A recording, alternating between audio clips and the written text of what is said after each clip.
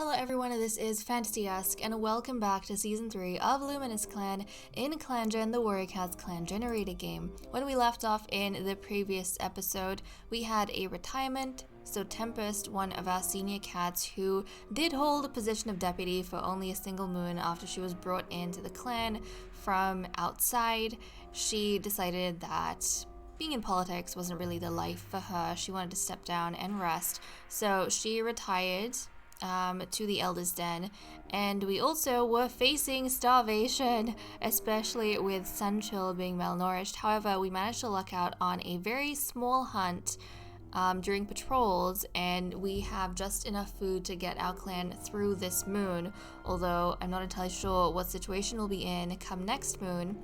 But without further ado, guys, let's just dive into it. So Neostar, I think, is down because she has an injured paw, if I'm not mistaken. She's got a sprain or something like that. So Stone Speck is going to be handling the next gathering. We are in an age of peace because of our 5 allies, but let's see how Neostar is going to handle the next gathering. So let's roll the dice. Okay, we got a 3 on the D10, so that's Whimsy Clan, and we have a 2 on the D8, which is Offend. So go ahead and do that. And now it is time for us to skip a moon, guys. We have some birth and death notices, which I'm a little bit worried about. Luminous Clan does not have enough prey for next moon. That means we, yet again, are going to be focused on hunting patrols. Before the gathering, Stonesback counsels her clan to begin cutting ties and ending friendships with Whimsy Clan warriors. The tension hanging over this gathering makes it clear Whimsy Clan notices. Whimsy Clan relations have worsened. Plumraven was speaking calmly to a cat from Shade Clan, okay? Cloudfur no longer has a running nose.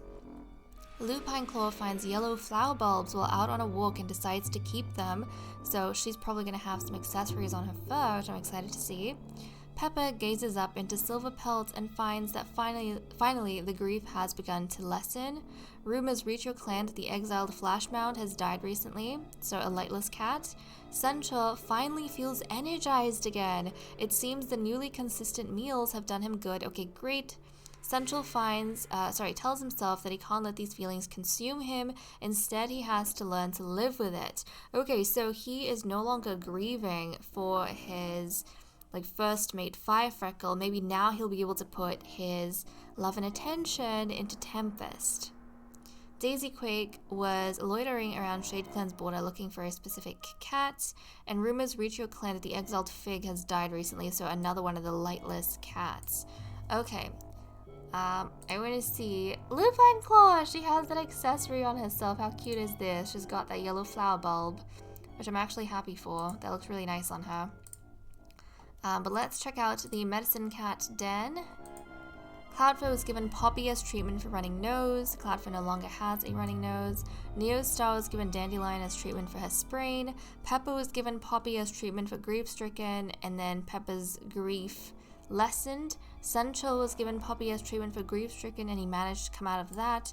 And then Lupine Claw gathered Poppy and Burdock this moon. Okay, very nice. Let's see how everyone is going in terms of relationships. Plumraven warns Cloudfur about something on the ground so Cloudfur doesn't trip. Plumraven and Sunchill share their prey with one another every day. Pepper guides Stonespeck to someone she is looking for. Tornfern compliments Stonespeck's name. Cloudfur has been spending time with Stonespeck lately, so these two sisters are spending time together. Cloudfur overhears Sunchill saying something kind about her. Pepper's good morning to Lupine Claw meant a lot to her.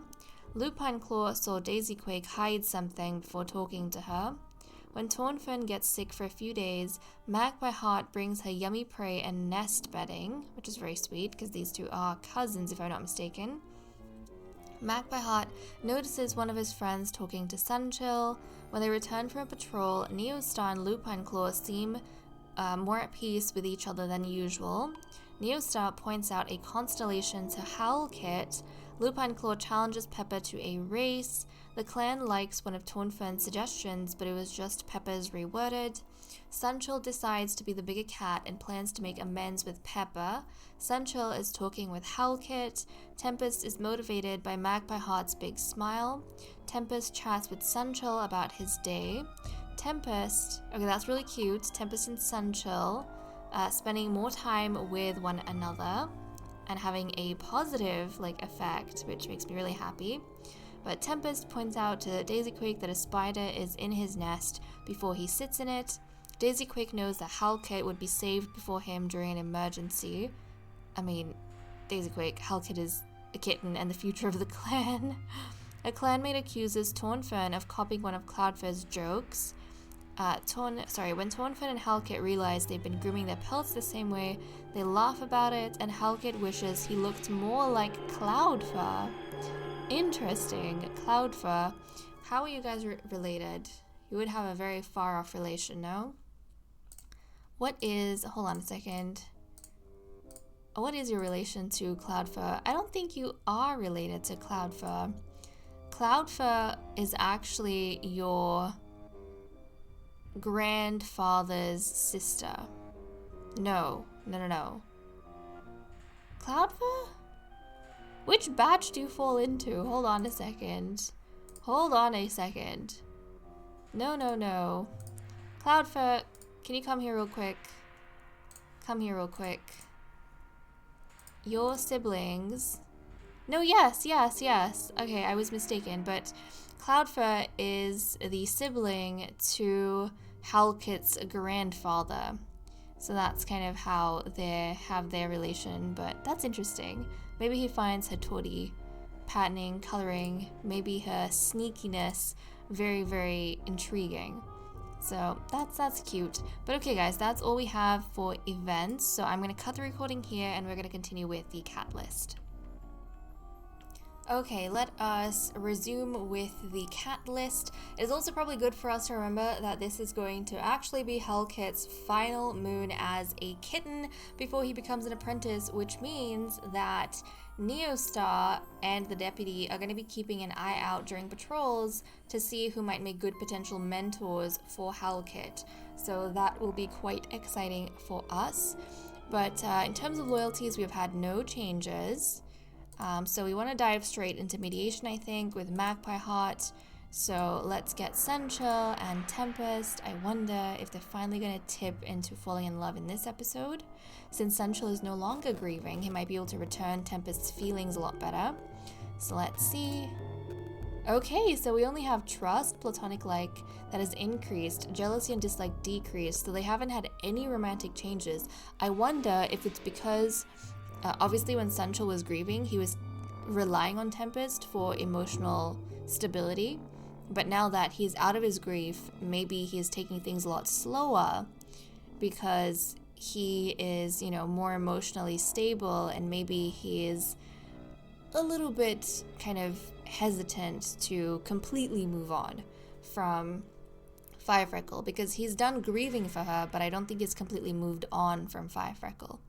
So that's okay. They can, take it a bit slower if they want. Okay, so we've done that. Now let's see what everyone's doing for the day. Neostar is comforted by her clanmate's confidence in the safety of Luminous Clan, which is really good. Stonespeck is devising an effective teaching strategy for new skills. Yeah, I think she does really well as a deputy. Very, very well. Lupine Claw is watching the sky for rain. Magpie Heart finds mediating emotionally draining. Of course he would, because he's a nervous cat. And I feel like whenever he has to sit between two cats and guide their conversation a certain way, he gets very anxious.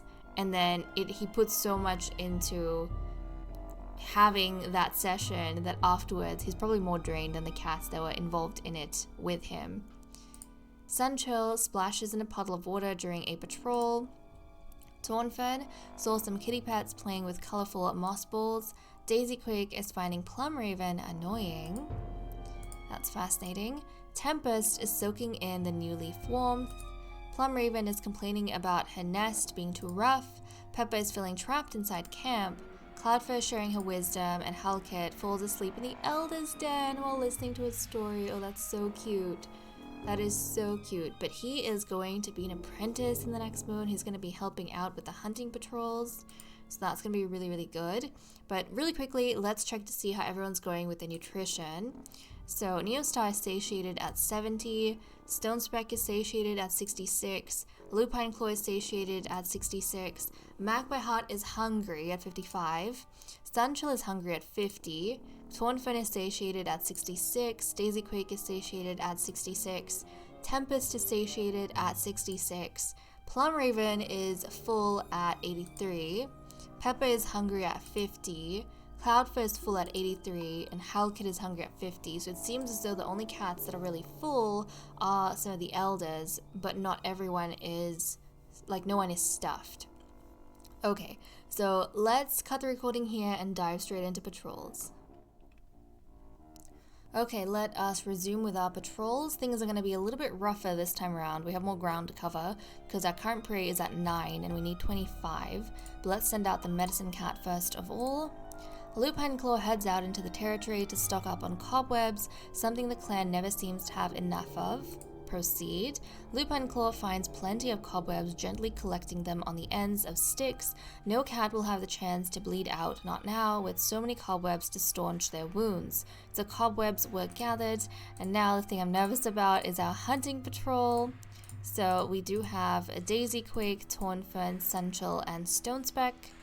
Okay, let's see if we manage to get anything. I mean, it is well into New Leaf. The patrol catches the scent of a red fox. When they track it down, they find it feeding on a mountain goat kid carcass. It's impossible to say whether the fox killed it or found it. They're going to be desperate. Of course they're going to go for it. Proceed. Tornfern shows her strength, leading the fight against the fox. By working together and keeping it distracted, the cats harry and harass the fox until Tornfern lands a crucial blow, snapping a tendon in one of the fox's hind legs. The fox runs, but there's no way it'll live long with such a debilitating injury. A large amount of prey is brought to camp. Oh my goodness, Tornfern, you hero. Guys, we have 47.4 prey. That means we definitely will not be starving over the next moon. Things are looking good for us, and hopefully with the amount of food that's left over, again, we'll have a slightly easier time with hunting. So I'm really proud of Tornfern. I'm really proud, and I'm wondering whether Stonespeck is going to take that advice back to Neostar, that Tornfern really stood out as a potential mentor to Howlkit. But we'll have to see ultimately what Neostar decides. But okay guys, with that said and done, I am going to leave off here. Thank you so much for watching. I hope you all enjoyed, and I will see you all next time. Bye bye.